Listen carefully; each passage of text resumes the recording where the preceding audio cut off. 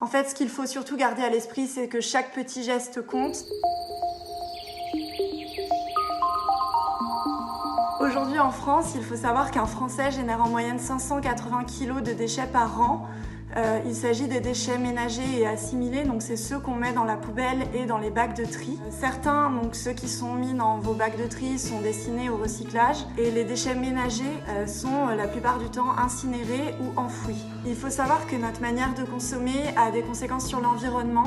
On consomme énormément d'emballages plastiques qui finissent dans les océans. On a par exemple découvert dès 1997 un continent entièrement constitué de plastique qu'on appelle le 7e continent.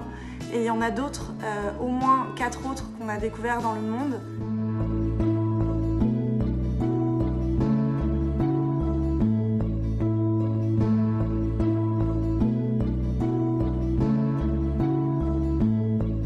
Face à ce problème des déchets, on a vu naître en France et dans le monde le mouvement Zéro Déchet, qu'aujourd'hui chacun peut s'approprier avec des petits gestes ou de plus grandes actions. Ça consiste à réduire ses emballages en allant choisir ses produits dans des versions non emballées qu'on trouve dans les magasins bio ou même maintenant dans les grandes surfaces ou sur les marchés. Et on refuse systématiquement les emballages ou on emmène ses propres contenants. On arrête les produits à usage unique et on les remplace par leurs équivalents durables. Donc par exemple, si vraiment on utilise des pailles, on achète 1 ou 2 pailles en inox avec un mini goupillon à laver.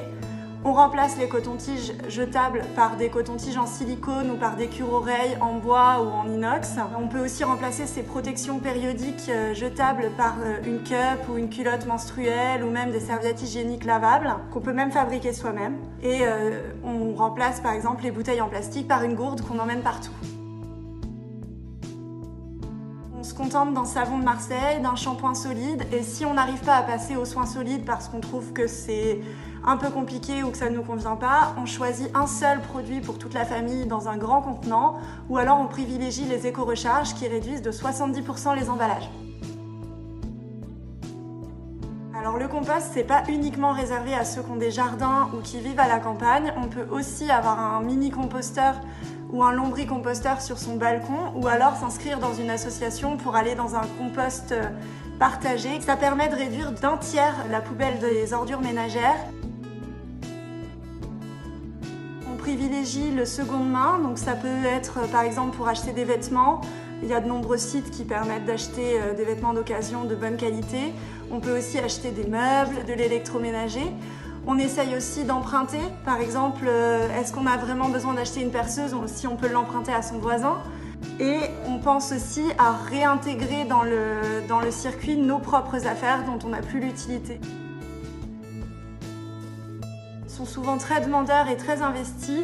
Donc on peut par exemple organiser une séance de batch cooking pâtisserie le dimanche pour préparer tous les goûters de la semaine. On peut aussi leur demander de fabriquer de belles étiquettes pour décorer les bocaux pour ranger nos achats en vrac ou de customiser un tote bag pour faire les courses par exemple.